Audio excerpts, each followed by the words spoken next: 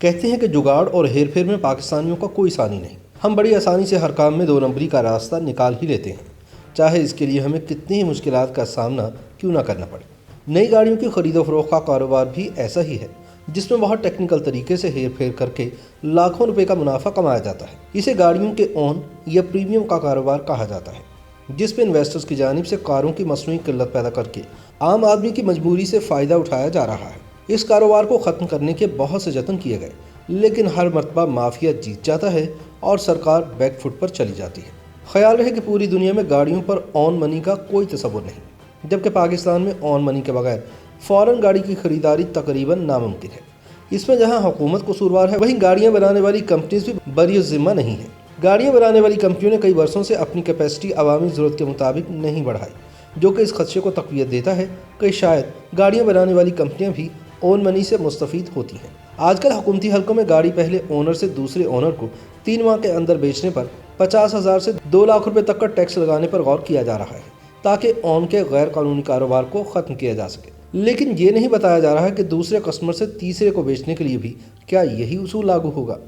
یہ بھی واضح نہیں کہ اس 3 ماہ کی شرط کا آغاز بکنگ کی تاریخ سے ہوگا یا ڈیلیوری کی تاریخ سے۔ ماہرین کے رائے میں کار کی 3 ماہ کے اندر فروخت پر 50,000 سے 2 لاکھ روپے ٹیکس لگانے کے باوجود بھی منافع بچ جاتا ہے، اس لیے اس پر ٹیکس 1 لاکھ روپے سے لے کر 5 لاکھ روپے تک لگنا چاہیے۔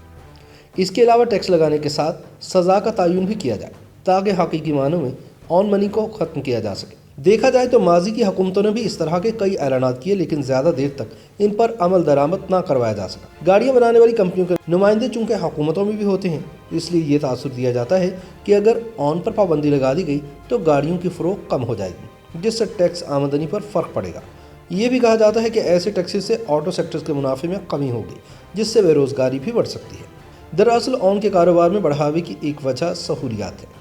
مثال کے طور پر آپ کو نیا شو روم کرائے پر نہیں لینا پڑتا، بجلی، گیس اور پانی کے بلوں اور تنخواہوں کا جھنجھٹ بھی نہیں، اور بیچنے کے لیے مارکیٹنگ ٹیم کی بھی ضرورت نہیں۔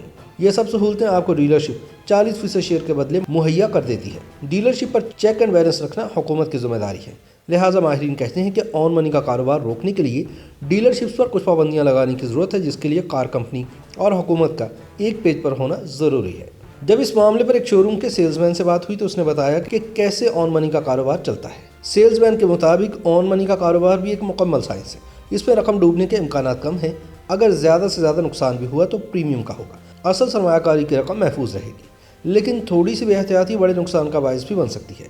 اس کا کہنا ہے کہ کچھ کمپنیوں کی گاڑیاں 1 ماہ بعد ڈیلیور کی جاتی ہیں اور کچھ کی 6 ماہ بعد۔ 1 ماہ میں ملنے والی گاڑی کا پریمیم کم اور 6 والی کا زیادہ ہے۔ حیران کن طور پر کچھ کمپنیوں کی رجسٹرڈ ڈیلرشپس آن منی میں سے اپنا حصہ وصول کرتی ہیں، اور جن ڈیلرشپس کے مالکان آن میں سے حصہ نہیں مانگتے ان کے سیلز مین کو کمیشن دینا پڑتا ہے۔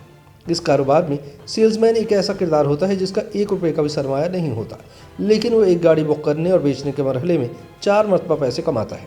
سب سے پہلے جب وہ گاڑی بک کرتا ہے تب ایک مخصوص کمیشن اسے کار کمپنی کی جانب سے ملتا ہے۔ دوسری مرتبہ اس وقت پیسہ کماتا ہے جب گاڑی آن پر بیچتا ہے تو نئے خریدار کو آن کم کروانے کا لالچ دے کر اپنا حصہ وصول کر لیتا ہے۔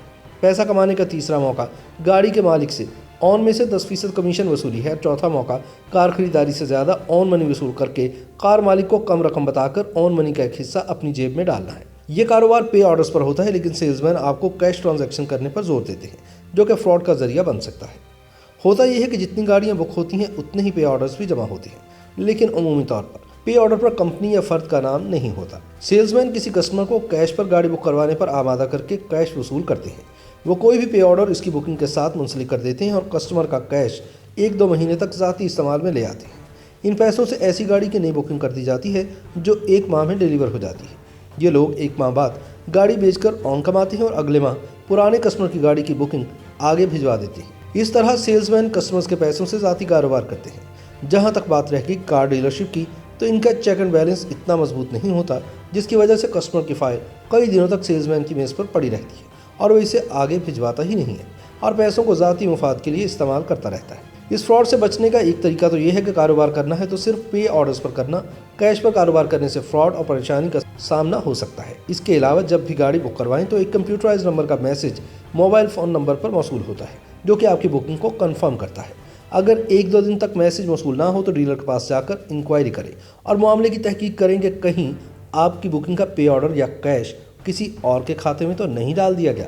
अगर डीलर ताउन ना करे तो कार कंपनी के हेड ऑफिस रब्ता करके शिकायत दर्ज करवाएं, क्योंकि थोड़ी सी लापरवाही बड़े नुकसान का बायस बन सकती है। इसी तरह एक साल में एक शनाख्ती कार्ड पर सिर्फ एक गाड़ी ही बुक करवाई जा सकती है। अगर आपने साल की 10-12 गाड़ियाँ बेचनी हैं तो अपने भाई, बेटे, बीवी, बेटी या किसी दोस्त के शनाख्ती कार्ड पर गाड़ी बुक करवा लें। एक साल बाद फिर इसी तरतीब से नई गाड़ियाँ बुक करवा लें। लेकिन अगर आप बड़े इन्वेस्टर हैं और साल में सैकड़ों गाड़ियाँ बुक करवाना चाहते हैं तो इसके लिए एक कंपनी बना लें, जो कि एसोसिएशन ऑफ पर्सन्स हो या प्राइवेट लिमिटेड कंपनी हो। इसका नेशनल टैक्स नंबर बनाया जाता है और फिर इस पर एक NTN पर चाहे 1000 गाड़ियाँ बैक वक्त बुक करवा लें, कोई मसला नहीं होगा।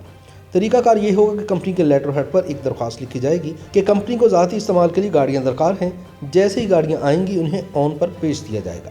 जब इतनी टेक्निकल जुगाड़ बताने वाले सेल्समैन से पूछा गया कि लेटर में तो ये लिखा है कि गाड़ियाँ ज़ाती इस्तेमाल के लिए मंगवाई गई हैं, तो फिर क्या इस्तेमाल किए बगैर बेच देने से कोई पूछगछ तो नहीं होगी। इस पर सेल्समैन ने बताया कि पाकिस्तान है, यहाँ सब चलता है। कार कंपनी का ऐसा कोई तरीकाकार नहीं जिससे इंक्वायरी हो सके। वो इसमें कोई दिलचस्पी भी नहीं रखते और जिन्होंने पूछगछ करनी है वो खुद इस धंधे में मुलव्विस हैं।